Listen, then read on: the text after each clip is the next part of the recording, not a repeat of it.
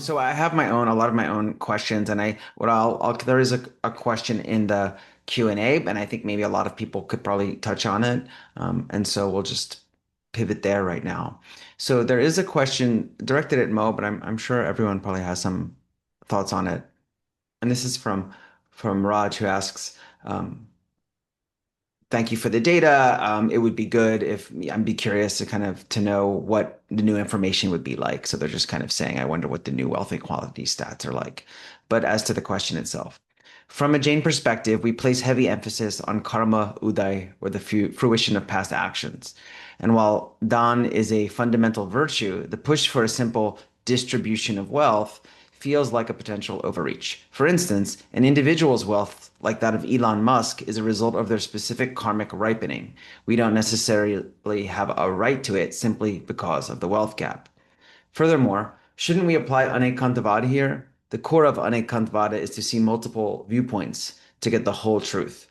It seems we shouldn't demand a change in the system just because the situation doesn't fit our current perspective or social needs. Do you think we need to establish a clearer differentiation between rights, karma uday, and voluntary charity while using Anekāntavāda to respect the diverse karmic realities? A lot there, but Mo, maybe if you'd like to begin. Sahana, do you want to go first? I can kick it off and then I will pass it right back to you. But I just my first thought on that was really just I think the question disappeared on my Q&A thing. Oh. The my first thought on that is I think that it is don't we do we do a disservice to karma and the notion of karma when we suggest that Elon Musk's billions is actually an indication of good karma in from previous lives. Does having that much money under capitalism really benefit you? And at that point, what comes from that level of greed and wealth accumulation? What comes from harming so many people in the process? What comes from not taking that action to repair harm and to help the needy, to do service, to do seva? So I think we have a misunderstanding here that this is actually a good outcome for Elon Musk himself. So I would just start there, but I'll pass it to you, Mo. Yeah, I think it's a really interesting question. I also had a similar thought about like how we're thinking of karma and especially when our economic systems have changed so much since 2,500 years ago when Jainism was being formulated. I think it's really hard to map out um, the kind of like scale of power that Elon Musk has today compared to anything 2000 years ago. It's actually, I think, kind of impossible to comprehend. He's almost a trillionaire. And he, for example, is frequently posting xenophobic comments um, on his the platform he owns and controls. So I just think it's really I definitely am not knowledgeable enough about karma uday or other like the kind of deep Jain philosophy concepts that would could come up in this analysis, but I do think that at a basic level we have an economic system, as Anjali was talking about, that's deeply disempowering to most people. So most people, most perspectives on if you poll people on the state of the democracy or the state of the economy, most people are dissatisfied. Most people are not happy with the world that they live in. And some people, like the wealthiest amongst us, are have like much more power than we've ever seen a small group have before. So it's I'm not exactly sure how you square the number of perspectives with the kind of weight of those perspectives. I mean, in a democratic system, as we were talking about it, it's kind of like, yeah, you duke it out. Whose perspectives can gain more um, weight and who can actually kind of change the course of a society. And anyway, there's a lot more to explore there. Anjali, did you want to weigh in on this as well? Sure, I can briefly. I mean, I totally agree with what Mo and Sahana shared. I think like the main thing for me, and this kind of related to the point that Sahana was making, was uh, you don't really get to that making that kind of money without having some serious externalities. Like what I mean by that is like some of like the biggest companies and the wealthiest companies, like the reasons that they've been able to amass so much money is because like the lowest rung of workers, whether it's garment workers or like the drivers of Uber, the drivers of Lyft, are making really like not livable money. And so, when we talk about like how have they been able to accumulate all this money, part of it is because, well, they weren't paying some of the people who were involved in actually producing that value. And so I think, kind of connecting what Sahana was saying and Mo was saying, what I was saying, this idea of like wealth tax, to me, like this is actually an idea of Anekāntavāda, of you're bringing that wealth back into a democratic system where then multiple perspectives are informing how is that wealth being spent and what is it being spent for. Some really good points, and I think this is relevant here, and especially in the other panel earlier, the YJA panel. It speaks a lot to paying attention to, it seems that how Anekāntavāda is used to reinforce status quos more than other perspectives, and why is it consistently marshaled to do that in certain contexts? And I think that it's interesting in this question is a lot of focus on karma and kind of maybe nuances of karma theory. But throughout this conference and often in my conversations with older Jain Americans who are interested in, say, um, preserving some aspect of Jainism among their children and so on. It's really about values. It's not that my kids really need to believe in karma theory and know all the nuances of karma theory. It's that they actually carry forward values like ahimsa and aparigraha.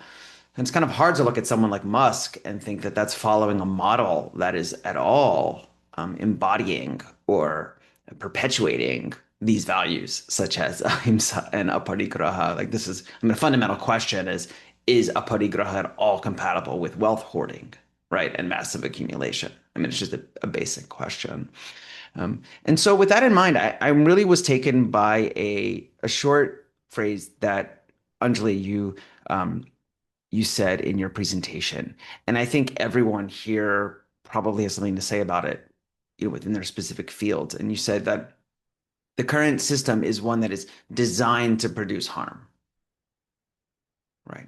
And I'm asking if you could kind of elaborate on that because it even relates to our first question, because we kind of act like the system in which, say, billionaires are produced seems to be kind of almost neutral in some way or like amoral. And there's just like some way in which some individuals are working hard and amassing wealth and others aren't.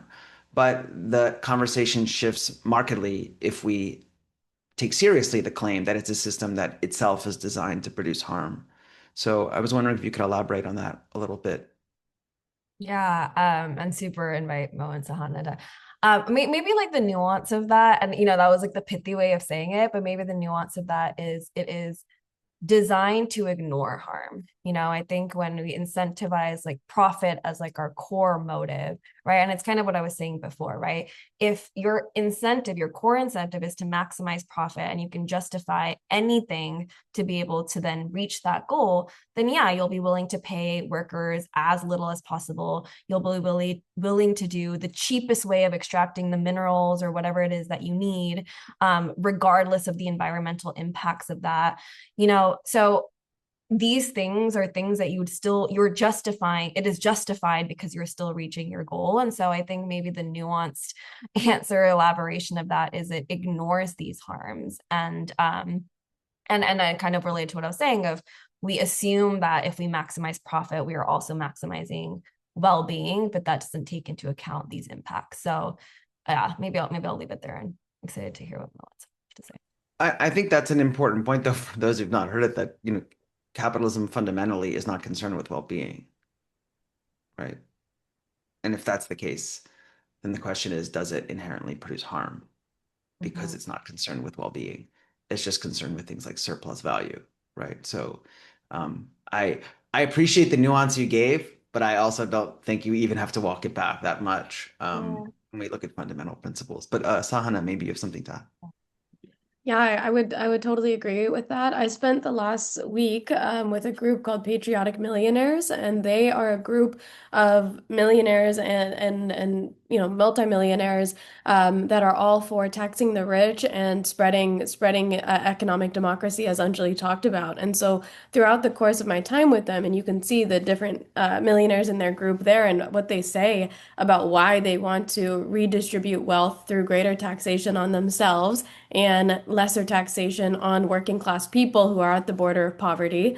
And you see why they advocate for that, even though they're the rich getting richer if we don't do that. And so I think this is the tax policies that they propose that aim to tax the rich more heavily and create less wealth inequality demonstrate how the system itself is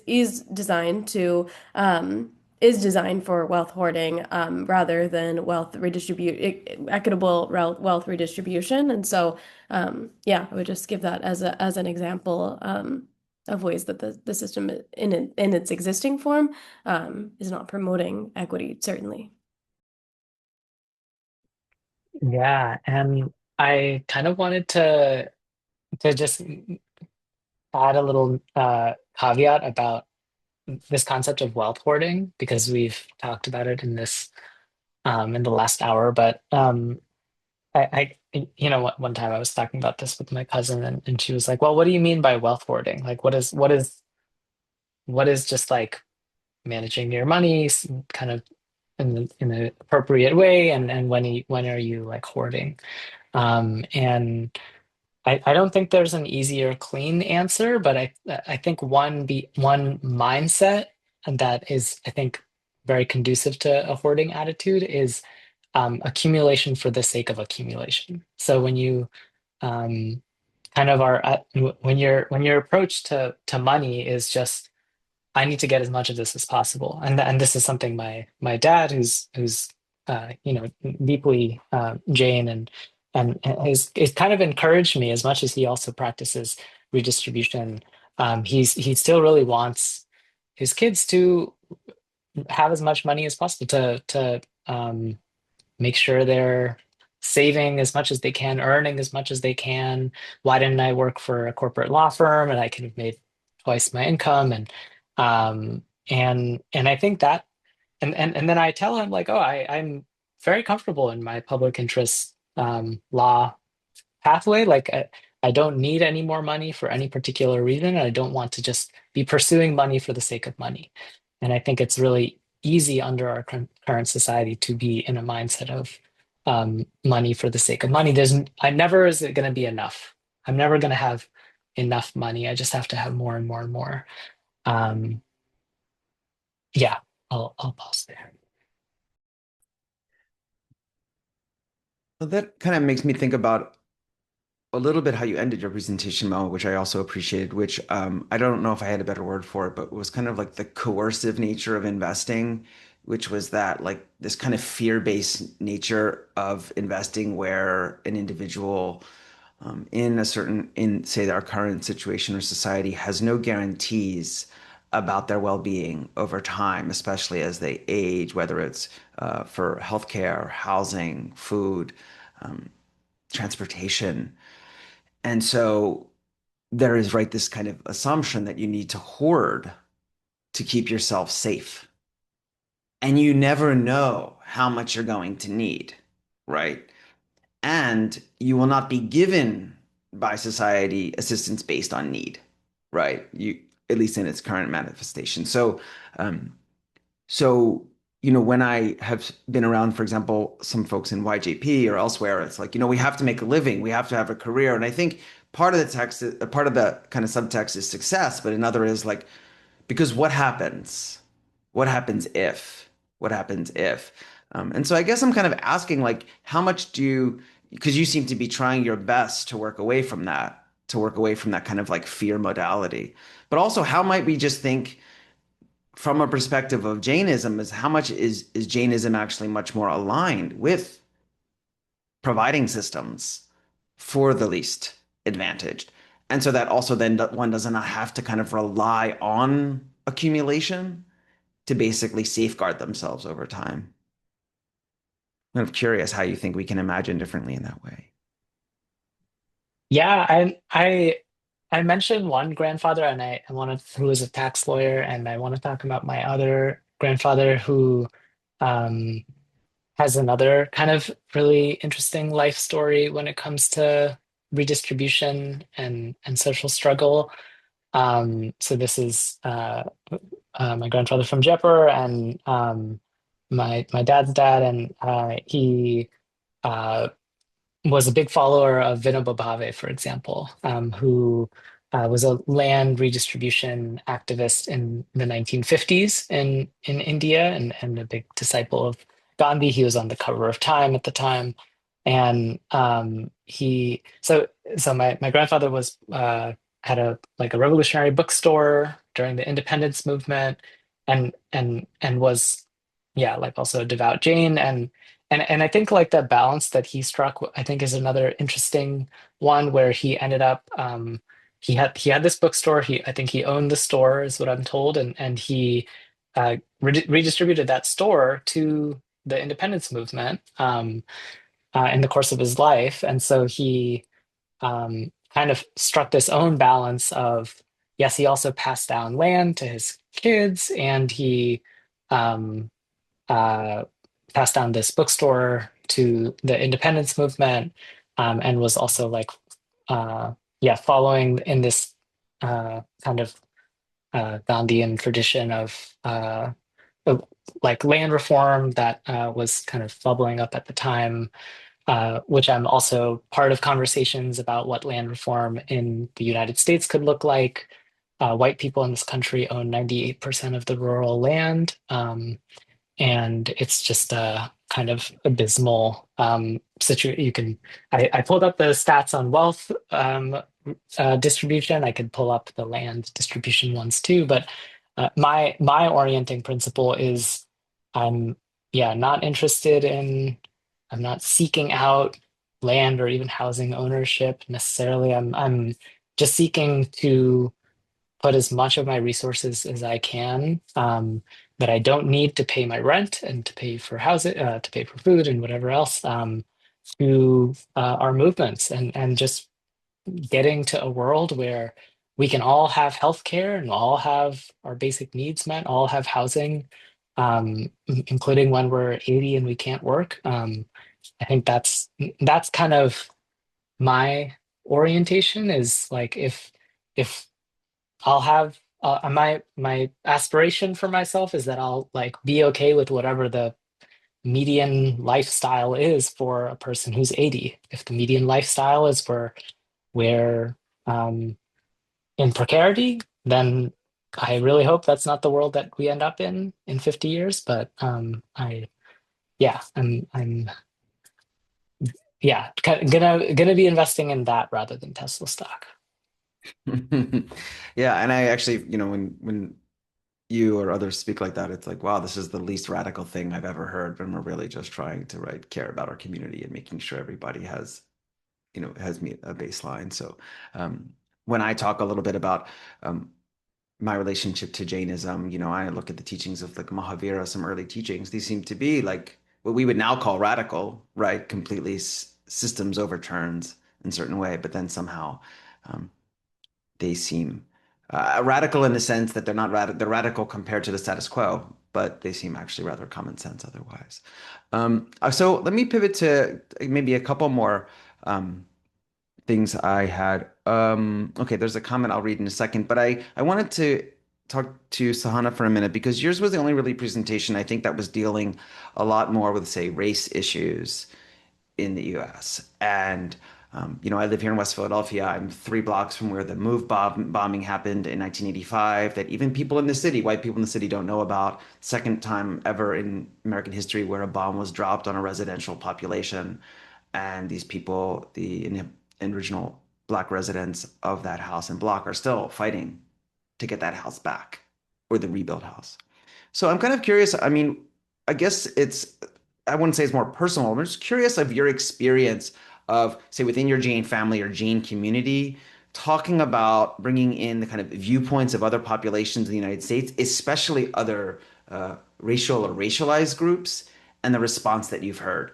Because I think class is kind of one that is a safer one, but I'm just kind of curious what has been the response when you start to discuss, say, race issues within your community.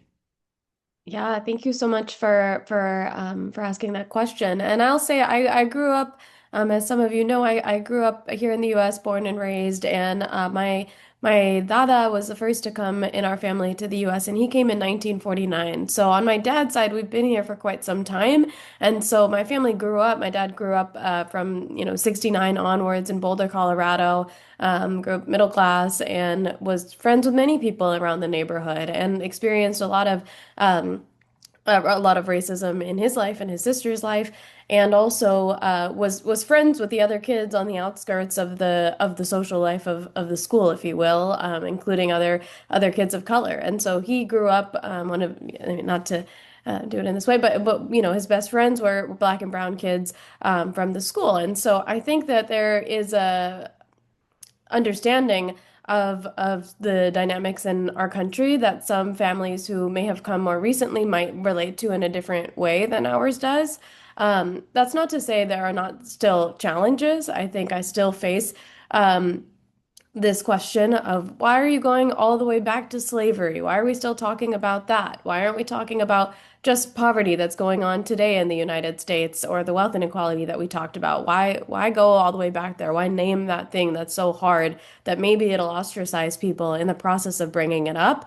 And I think that's not exclusive to our Jain communities. That is a like narrative struggle that I face across many conversations with folks or that folks I'm talking to about repair and reparations. And so it's really about how we look at enslavement and genocide and other um, parts of our history as part of how we are where we are today, part of how we are at this age of Anekāntavāda today. And so that's the work that I'm doing now to try to explain that to people in ways that they can relate to, in ways that feel resonant, and that work to address the root causes of the issues. Yeah. Thank you. Um, and I think I can ask, I mean, we might have time for even one other question, but um, Anjali, in your presentation, but it kind of coursed through a number of these and even other panels from this conference. You were talking about ways in which not just genes, but we could say kind of neoliberal culture is centered on things such as like individual activity changes or voting, right? This almost like I would say voting is rather an obsession. The kind of like singular focus on voting in the US becomes kind of almost obsessive. Like, did you vote or not? And this is actually the marker of kind of your moral duty and whether you've discharged it or not. And it reminds me of an anthropologist. I talk about this often, but James Laidlaw of Jainism used to describe ahimsa as an ethic of quarantine.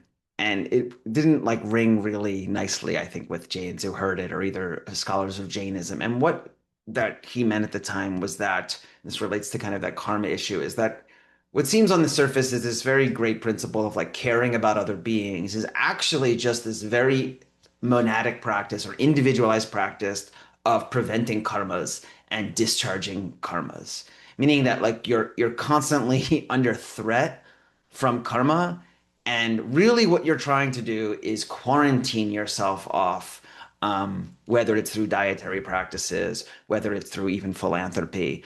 um, and I guess my question is, and whether or not maybe you're saying you or other folks here might say like this isn't specifically Jane, this is kind of a symptom of neoliberalism, but that do you think that even in the absence of maybe deep karma theory coming out on the surface, um, in the Jain community that you involve yourself with, there still is this kind of like individualized practice that kind of remains within the kind of realm of what I eat, what I do I vote, do I not vote?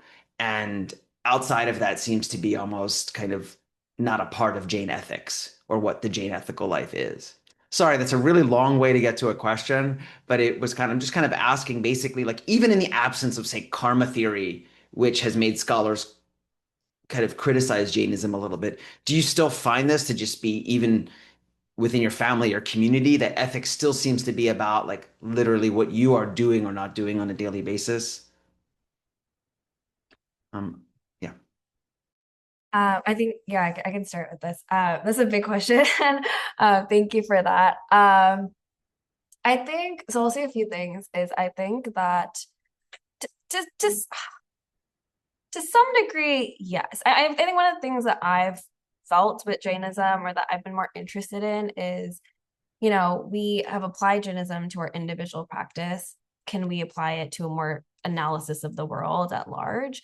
And I think that there's a couple things I'll say. I think that Jains, as Mo pointed out, are a fairly wealthy group of people. And so our daily interactions, the way that we interact with systems, is pretty different than a lot of people. I don't know that there is a lot of Jains who are, I mean, some of the Jains who I know who have like come into this thinking, like someone I met at a Jaina conference, her mom like worked at a labor union, and she was a blue collar worker. But there are very few blue collar Jain workers that I know. Like, by and large, the community is fairly wealthy. And so, the kinds of things that people who are really leading these movements, who are interacting with, like, I'm like working 2, 3 jobs, I'm working like 80, 90 hours a week, and I still can't, why can I still not afford to make rent, even though I'm working that hard?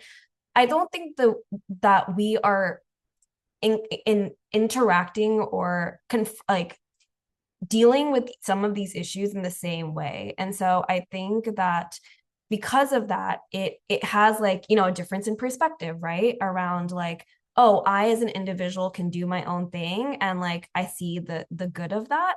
But you aren't having the same kind of experiences, because we aren't the ones, like, necessarily working in all of these blue collar jobs and facing these challenges. So you're not seeing, like, where is the larger system failing always. And so, like, I think the bigger thing for me is there are practices that Jains have that are share similar values. So, for example, like, when someone passes away, in our communities, in many communities, you're not necessarily door dashing or ordering food outside. You have people in your community who are making food, delivering it to you, right? That is an act of caring for your community, right? And it sounds really simple, right? But it's going back to your question around safety and what does security look like. And I had this conversation with my parents like a while ago of, like, okay, let's say something terrible happened, and we lost our house. Like, what are we going to do? Like, sure, like, having some money is helpful, but the first thing we're going to do is we're going to go ask our friends if we can stay at this place, probably,